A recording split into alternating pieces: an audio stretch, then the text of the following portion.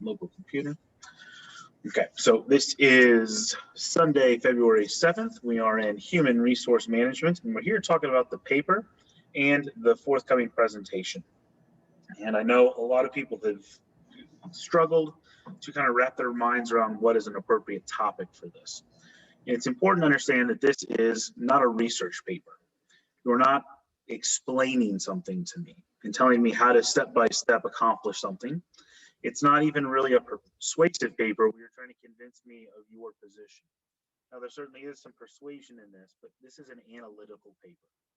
What I'm looking for is you to analyze a situation and a problem, break it down into a pro-con analysis, and then implement solutions based upon that pro-con analysis. So a lot of times you'll hear this tossed around in business courses as a SWOT analysis. So strength, weakness, opportunity, and then the T stands for any number of things depending on your professor. It could be technique, it could be a version of cost and implementation. But eventually, we're all just trying to make sure that you are understanding a problem, implementing solutions, and that you understand how those solutions actually fit into the bigger scheme.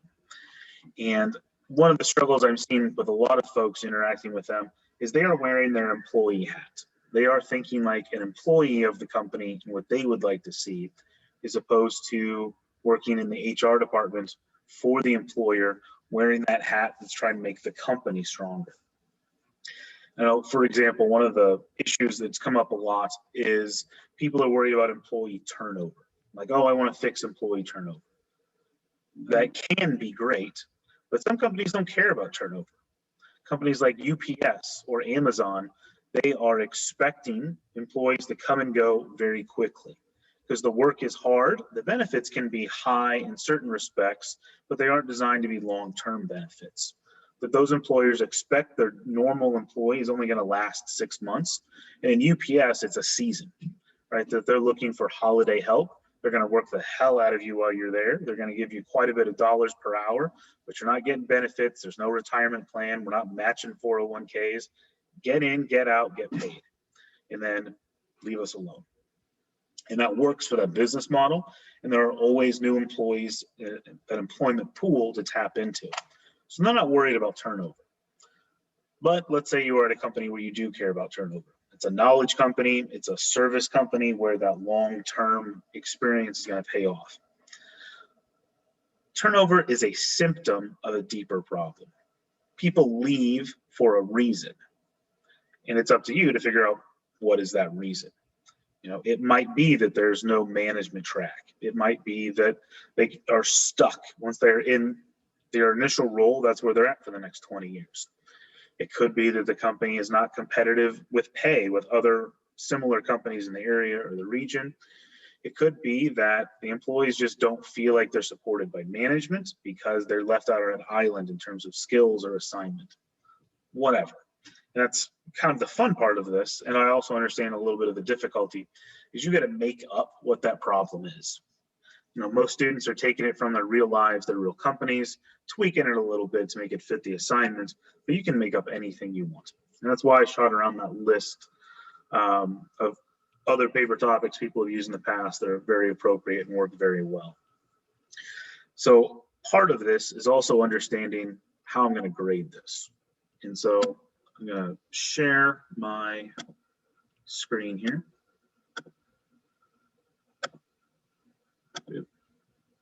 Okay. Mr. Horn, you are able to see, it's just the Rankin Inside Rankin homepage. Yep, I see it. Perfect. So if you scroll down on the right side, it's under course information. There is a link for Analytical Paper Grading Rubric, and then another link for the BSAM presentation rubric. I am just using the standard BSAM formula for these. So these are not really anything special, nothing too crazy or wild.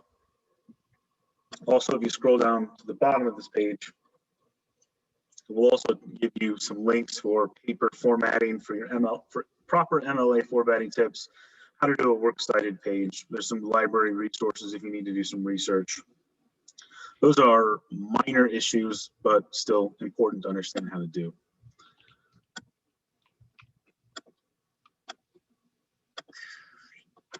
And so standard BSAM paper rubric, again, looking for clarity, the content, and I'll get a little bit deeper into the content here in a minute, but we're looking for problem to solutions. And then did you break it down and analyze it? We are looking for you to bring that analysis back to the course, right? So talk about it in HR terms. You know, are we getting employee engagement? Are we using the right recruitment or retention techniques that are from the book? This should be hopefully the easy part, because there's a ton of information. You guys have already worked really hard to wrap your minds around it and read it and test on it. Just apply it to the paper. All of that analysis should flow pretty easily once you kind of have your mind wrapped around the problem and your two solutions. And I'm also looking for just formatting, right? Are you using the MLA standards? Are you citing and quoting things correctly? And are you just being clear? Is your grammar strong? Is your sentence structure strong? Are you using paragraphs? Again, this is not a bullet point situation. This is a formal, grammatically correct paper. And the presentation link is exactly, you know, it looks very, very similar, and we'll use that to grade the presentations later. And so, Mr. Horn, because you are here with me, I'm going to use you slightly as a guinea pig. Sure. But hopefully that will be to your benefit.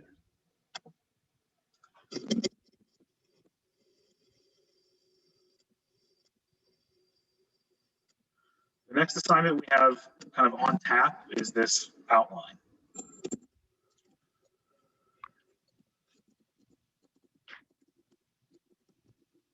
So, Mr. Horn, what is your topic? What are you working on right now? My topic is the company is trying to implement a wellness policy.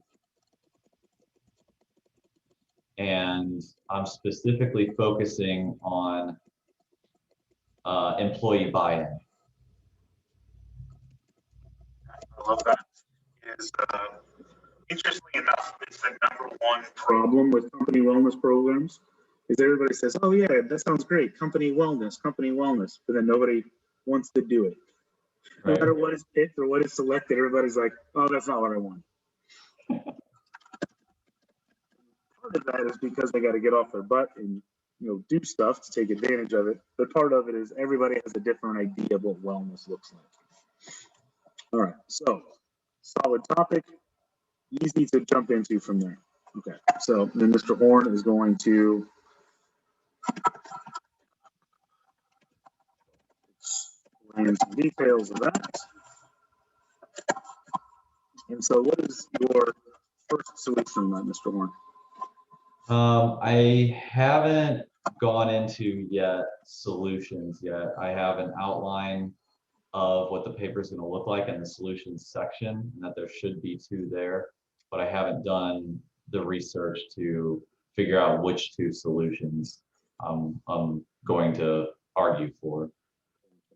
I mean, this is kind of the meat and the potatoes of the paper. This is where most of the 90% of the analysis comes in, as well as kind of your creativity and your kind of thought. So just kind of, where are you at? What are you thinking about?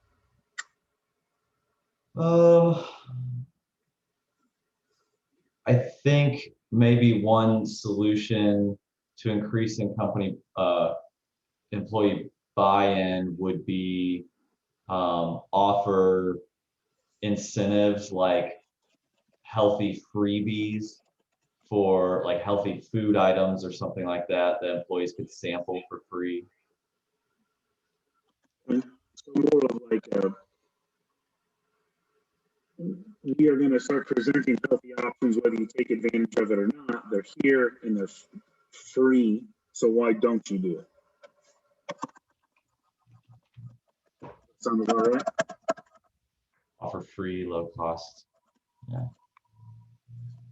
So this would be like, break room, cafeteria, kind of depending on the size of your company, you get to establish what that is. If it's 2 guys in a truck, well, we got rid of the donuts in the morning, we brought in bananas and apples. If it's a Anheuser-Busch level, the company cafeteria is getting rid of the slinger and we're bringing in, I don't know, egg white omelets or something. Right. Okay. So easily the first con of that is always the easiest, right? It's just cost. Right? If we're going to cover it and employees are not going to cover it, it's going to cost dollars. One of the best pros about it, though, conversely, is nobody can complain because it's free. Right. Now, you're always going to get somebody to be complaining about this stuff. It's just the nature of the beast. People are going to be like, oh, well, I don't like bananas. I like pears. Well, too bad. You didn't pay for it. Learn to like apples. It's, there's no way you can eliminate complaining about things like this. And so we're going to look again, probably for at least one more pro. Honestly, and I don't want to steal your thunder here, but this is easy. I mean, that's the beauty of something like it's a very small tweak to an existing corporate structure. You're providing them food or encouraging them to bring food. If you just change that small issue, it's very easy to implement. Literally, just rather than grabbing donuts, you grab apples. Gotcha.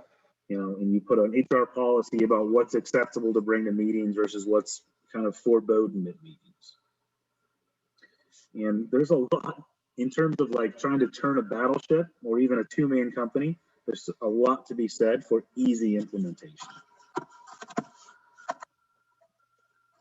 And so, but similarly, the implementation is easy, but it's also hard to get. It's hard to track that, right? It's a small tweak, so it's hard to track what kind of bigger impact it's going to have.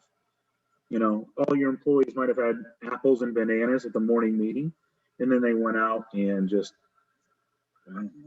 gorged themselves on the most disgusting food you can think of for lunch. So unless you're going to buy every meal for them and control that, you can't really make a huge impact.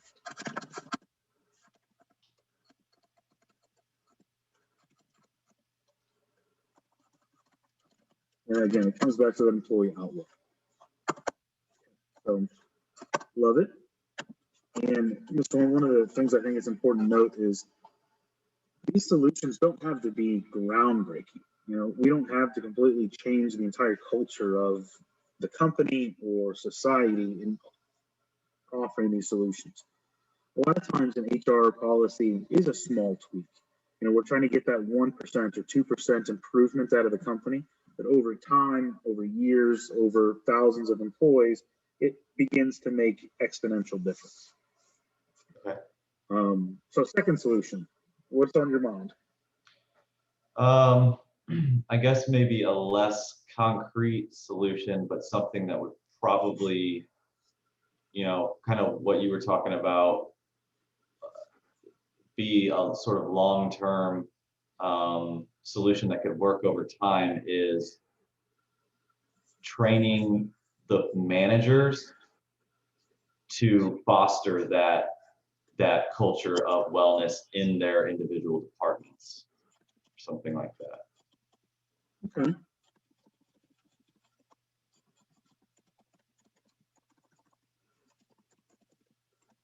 And I like that. There's a lot of different things that you can do with that, kind of depending on how you want to flesh it out. So that could be, an education-based setup. You could be, I'm trying to think of a polite way to say this, but we'll call it encouraged from the top.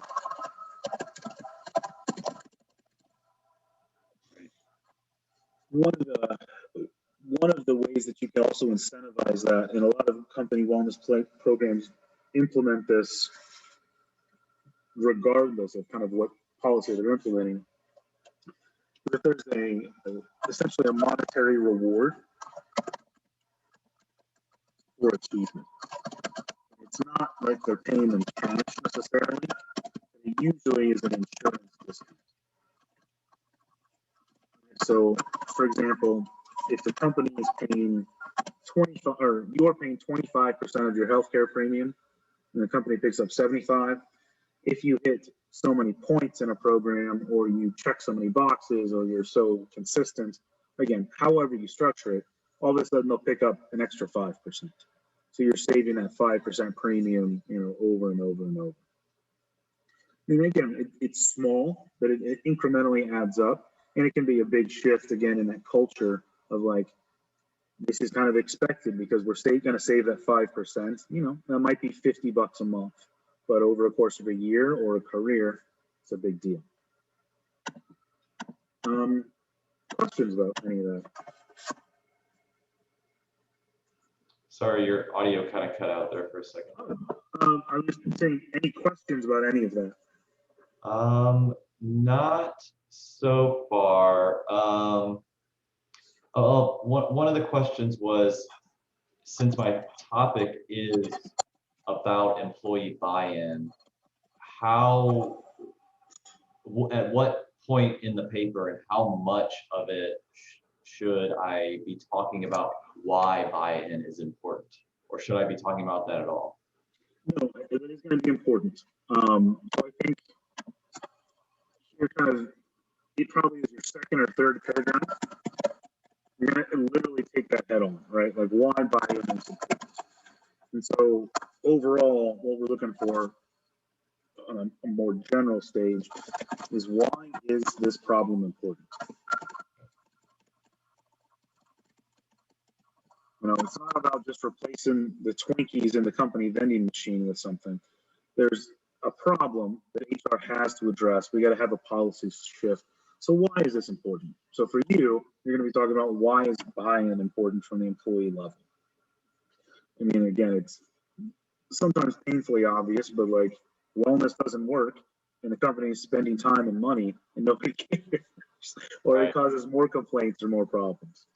And then on each one of your solutions, you're going to focus on a sentence, maybe a couple of sentences on how this addresses employee buy-in.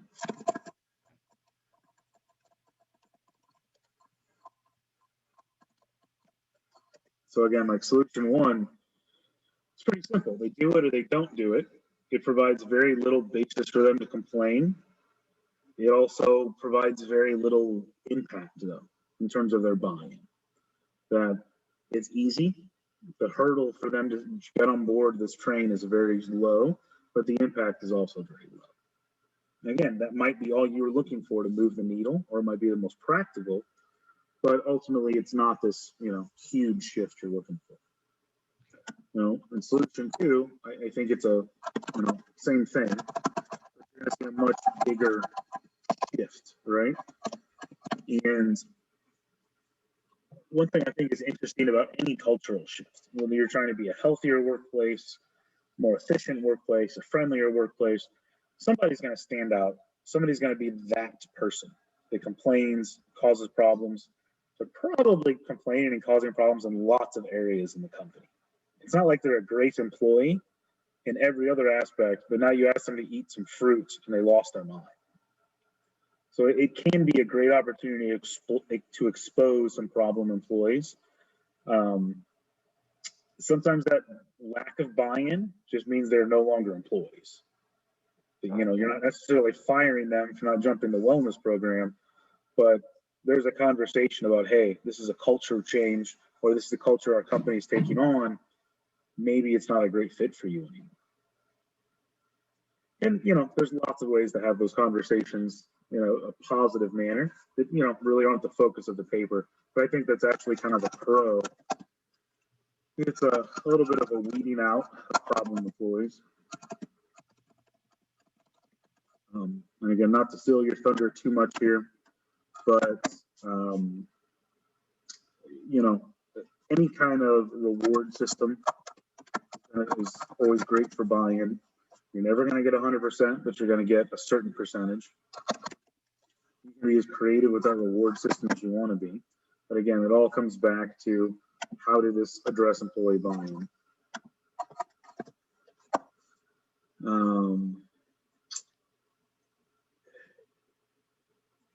I've seen this one done. I'm not a big fan of this, but you can do an a la carte system. So basically you offer 50 different things, and then you just let employees choose what they want to, because somebody's going to choose something. They're all going to pick something, right? Some guys are going to take advantage of that discounted gym membership. Some people are going to take advantage of the food in the cafeteria. Some people are going to go to the free yoga sessions during lunch hours. Again, it's not a complete employee buy-in, but you're hoping everybody buys in a little bit on some level. And there'll be a handful of employees that buy into everything. You know, they take advantage of all of it. You know, the big con with that is just management and cost. It's not just a thing that you're doing. You have 50 things going on, and it might cost you. It's also really hard to budget for that, because, for example, if you offer discounted gym memberships, right? The company covers 20% of off at Club Fitness. From year to year, it's really difficult to budget for how many people are actually going to do that. Unless you budget for 100%, and then you've got a bunch of surplus money at the end of the year.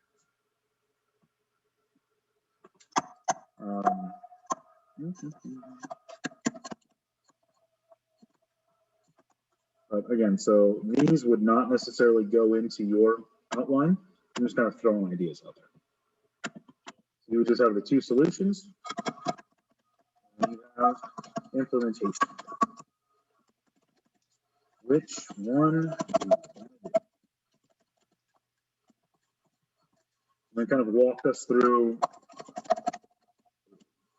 issues that go into that. You know, what are you're basically taking the pros and the cons from your analysis and mapping it on to kind of that real world scenario.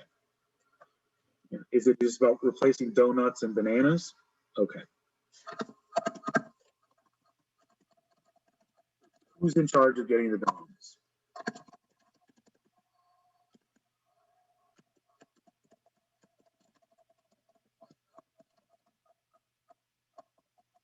I can't spell donuts.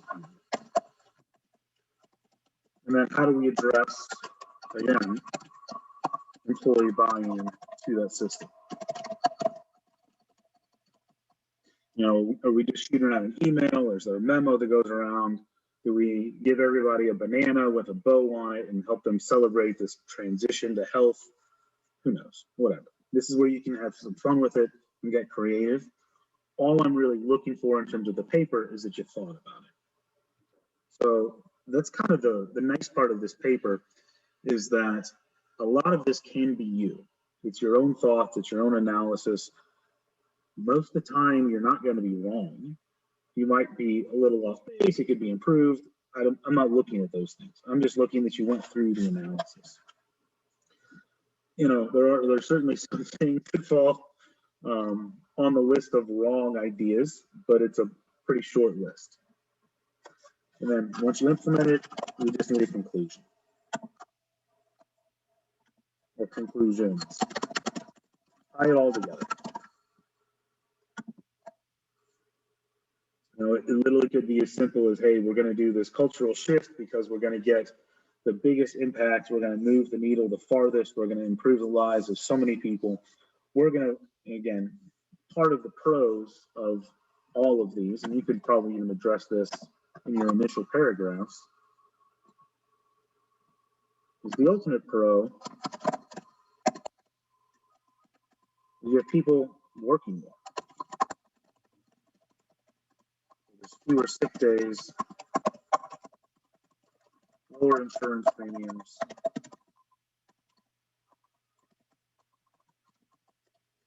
And, you know, cross your fingers, a happier workforce.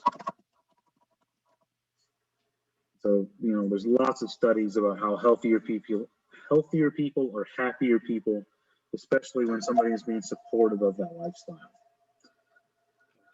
And then again, tie it all together and you're done.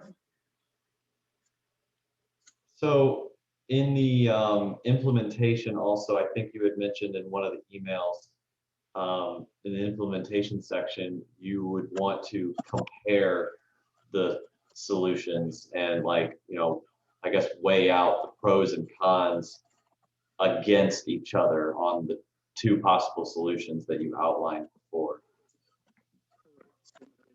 a great point that I should have put in here.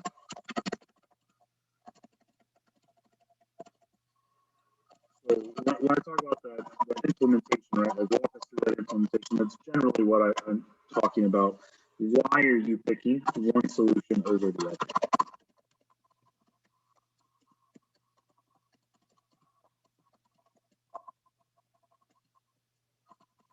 And again, it comes back to that SWOT analysis or just that pro-con comparison. That, you know, it again comes back to whatever standard you're establishing or whatever you think is important. You know, if you're looking for just that 1% improvement and it's got to be as low cost as possible, well, bananas instead of donuts. Easy, fast, cheap, and it'll move the needle at 1%. If you're looking for some kind of 20 or 30 or 40% improvement, you're going to have to swing for the fences a little bit more, right? You're going to have to go for more of a cultural shift. You know, if cost is not an option, but you're just looking to make the employees feel, essentially, honestly, the a la carte system tends to have the most employee buy-in because everybody can do something, or you can do everything, right? Like there's no complaining because there's lots of choices. Again, it's less systemic, but you get the most buy-in. So if you're looking for 100% just participation in something, that's probably your best solution.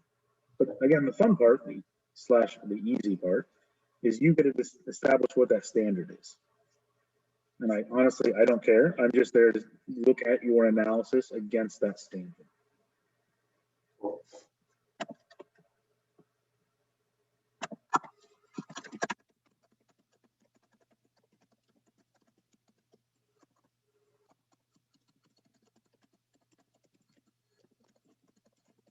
Anything else? Other questions about your paper, your analysis, anything else you're struggling with or just thinking about? Let's see. So once the paper is submitted, are we presenting it later on, or? Correct. We're going to have a Zoom meeting essentially just like this. It's on I think a Saturday morning, and the presentation rubric is also attached on the front page.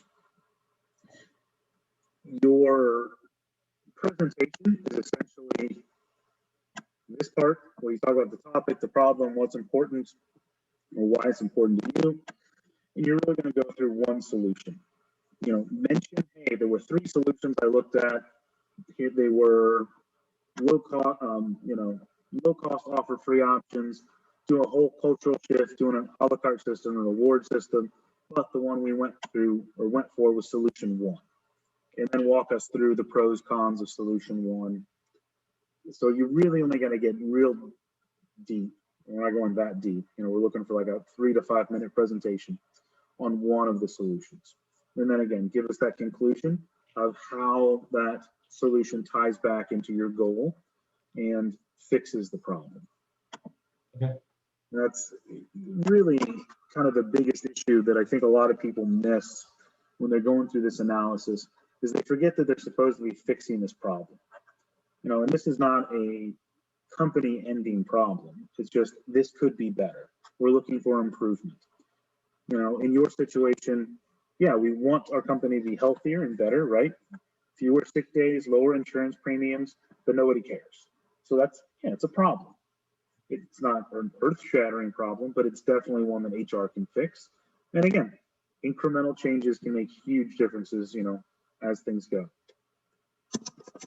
Cool.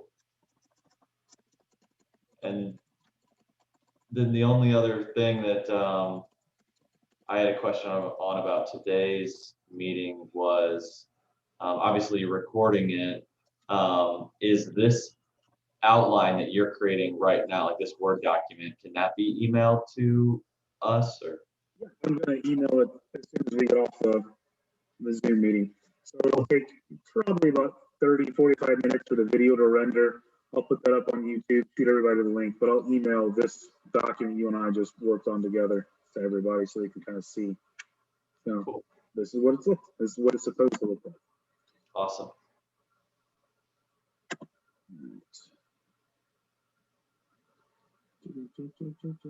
Mr. Phillips, I see that you joined us. Do you have any questions?